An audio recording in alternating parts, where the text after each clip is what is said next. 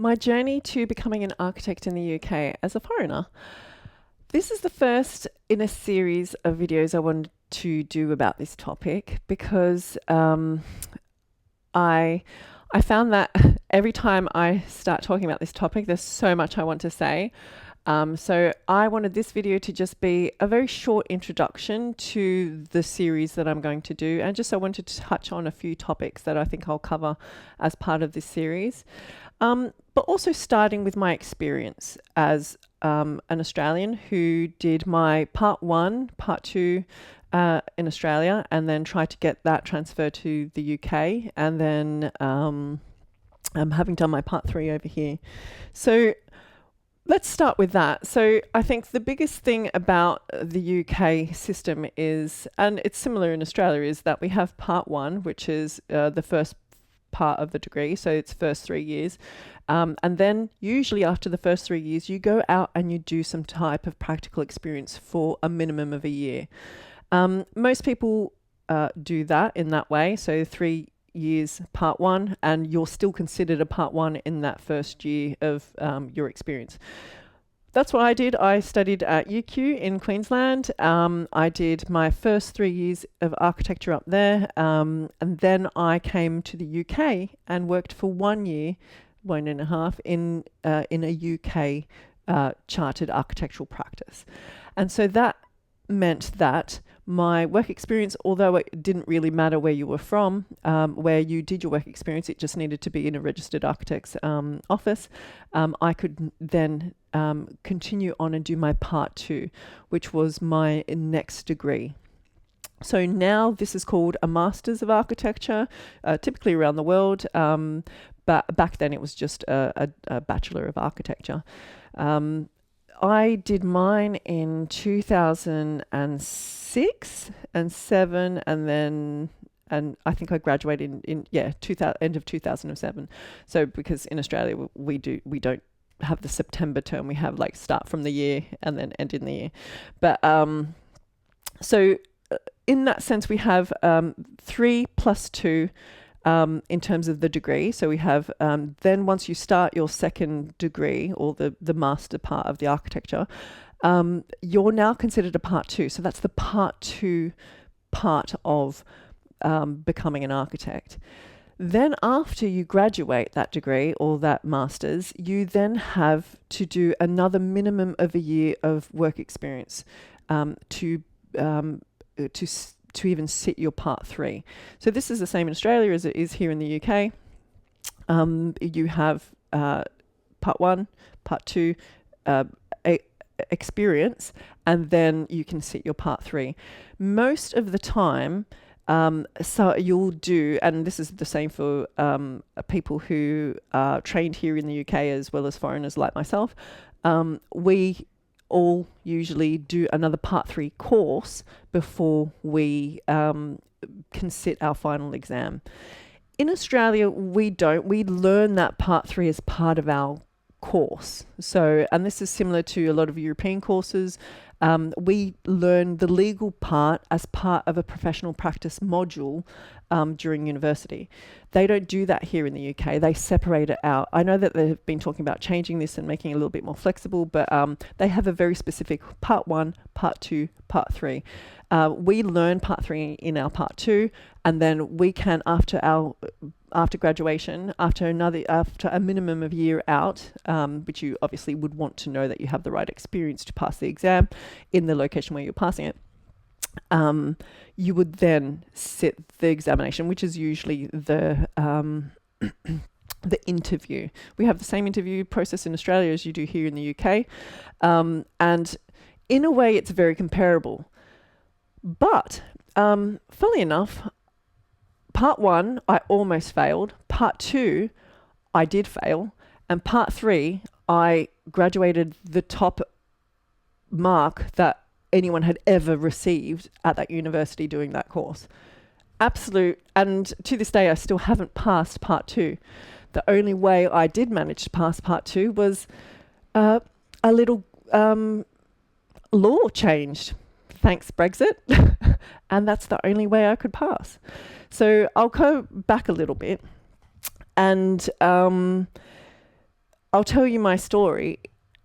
I came over once I had finished that part one and worked with a fantastic architect here in the UK that became like a dad to me, taught me so much, trusted me with so much, gave me so many skills.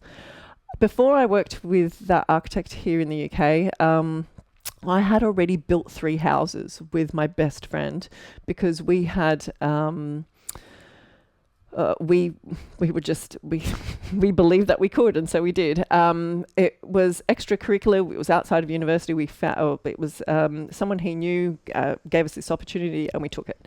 So I had a lot of experience by the point of part one. I was really confident that I could pass my part one here in the UK when I sat that exam, and I didn't. The frustrating thing about the examination process here is that when you sit the exam, it kind of happens without you. You submit the information, and I'll go into detail in another video because this could be way too long. I'll be here for hours. You submit information, and the examination happens without you. They assess whether you can come and clarify whether it's the outstanding minute things are passable. So that's, I think, first of all, the kind of frustrating thing, because when you sit the exam, you're not there.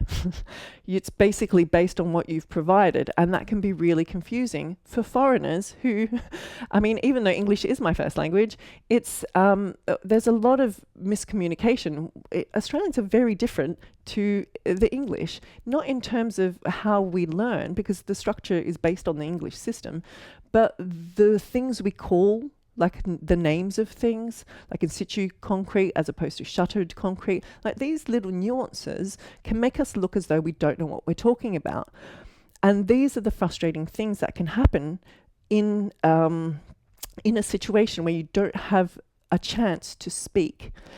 So in that first exam, I did have a chance to speak, and it was, and I'll go into this into another video, but it was the woman in the room who said, "I can see you've tried this. Can you tell me a little bit more about it? Because we don't." Well, what it was specifically, we want to know about sustainable design.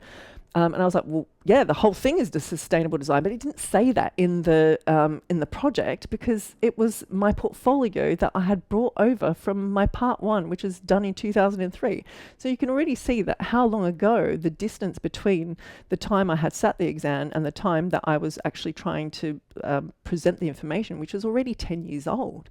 And they were asking for like higher resolution imagery of stuff that had been scanned in 10 years earlier. And anyone who knows the internet in 2003 and the field of architecture was actually quite advanced. But and I was already working on ArchiCAD, AutoCAD, but I mean, Revit didn't even exist. Like it was, there were programs that people still weren't using yet. So it was a different world. And here I was trying to bring up that standard with what I had. And at the time, they were saying that you could just use what you had. And that really isn't true. You had to redo a lot of stuff in order to pass that exam, because they needed the evidence for it. But I think the biggest key thing is that the vast majority of people who travel, I mean, Australia is pretty far from England. If you travel from the other side of the world, you're not going to bring evidence to pass your exam. You're going to bring a small portfolio, because that's all you really can take in a big bag. And I think that can be forgotten. And so when you don't have a lot of evidence, you have to recreate that evidence. And so that's what I had to do. I had to basically rewrite an essay to prove that I had studied the history of architecture, which was pretty obvious in my university transcript, that I had gotten 97% in that subject, but it didn't matter. I had to still evidence that. And, no one travels across the world with all of their essays written in first year architecture. So that can be the really, frustrating reality of the part one process. Part two, I could probably do a whole new video on this. I don't want to whine on too long, but part 2, I never passed. And I never knew why I didn't pass. And it took me 10 years to figure it out, going to different courses, spending lots of money, trying to understand. What eventually became very obvious to me many, many years later was something very simple that no one could tell me. And it was that the final examination, or the final exam here in the UK, which is very obvious to the English, has to be a building.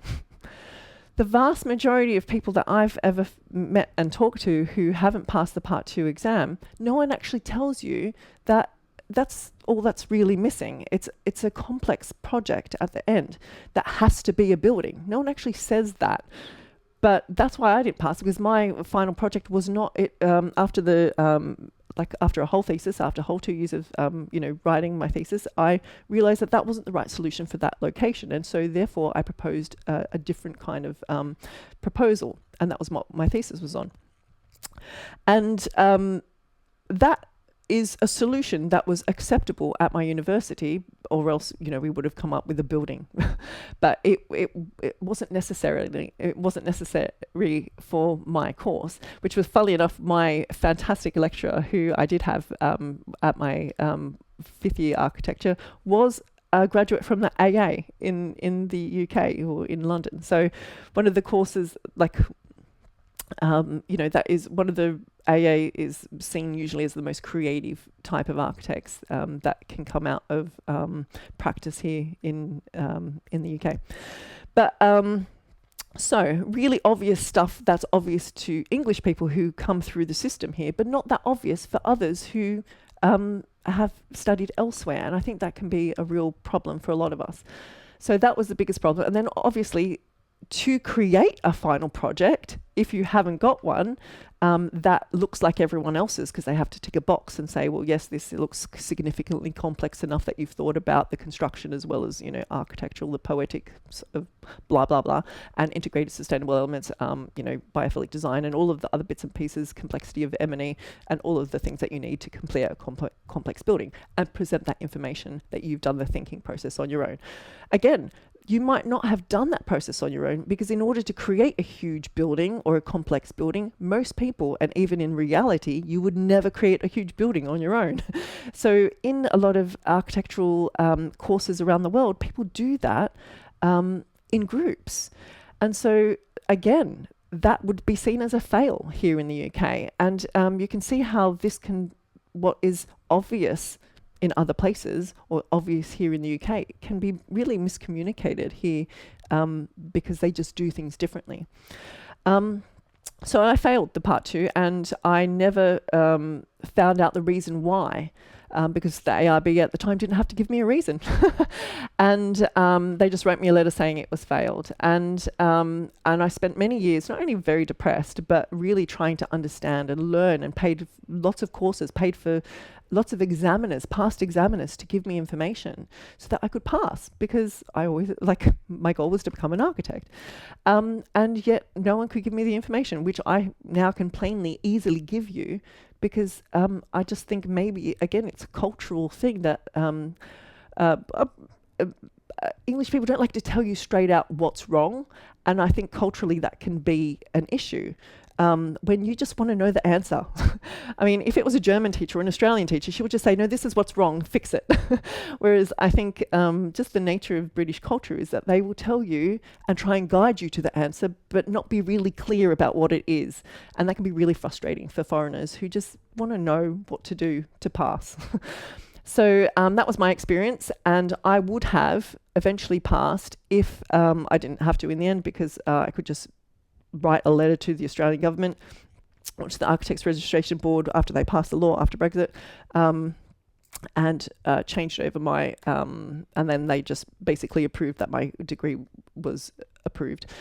But what I would have done was taken a year out and had to redo that, either that final year or redo that final project. It would have likely taken a whole year, because that's how long it takes to do a project of that scale. And so you can see here the innate problem in coming across the other side of the world with limited information, and then trying to prove all of the evidence, which is the evidence that they want to see, is the process. They want to see your thought process, which is the stuff we throw away. You don't carry that with you. And so you can see here the innate mismatch of between what they want to see and what you're going to have. And so that is, I'll do a whole new video on that. So this is really just an introduction into my experience of the process. And then part 3 was completely different. Best experience I've ever had. I studied here in the UK, loved it. Was easier for me because a lot of the content I already knew, because I'd already studied most of the stuff like, licensure and like construction law, contract law. I had already studied that, even though it was specific laws, different clauses in the laws in Australia. I'd already studied that. So by the time I had studied it here, it was actually the 3rd time I had studied it, because the first time I studied it in my degree in Australia, the second time I actually did it at the AA because I thought I was going to pass my part 2. So I started doing my part 3 because I was a very experienced designer. I just assumed I would pass, and I didn't. And then that kind of took me on a whole nother career turn.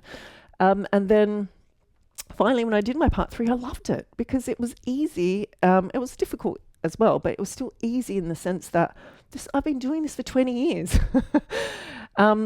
And was never able to call myself an architect. And it was the most frustrating thing. And this is what I find when I speak to a lot of designers who have come from other places around the world, who are exceptionally experienced designers who can't call themselves architects because of this very specific process that you have to go through in the UK to become recognized as an architect. And so that's what I wanted to do about this series, is help you to as a foreigner who's been through the process, who has failed the process multiple times and now passed, what to do, how to get through, and answer all of your questions along the way. So I'll stop it there. If you do have questions, or if you want help on how to go and become an architect in the UK, have a look at my mentorship program and get in touch. And it's something I would love to help you, because it was something that absolutely changed my life, and in good ways and bad ways. At the beginning, it set me into depression for 10 years. But now it's like this little medal that I have that has finally, that I feel like I've earned so badly. But after all this time that I had to, tiptoe around my profession.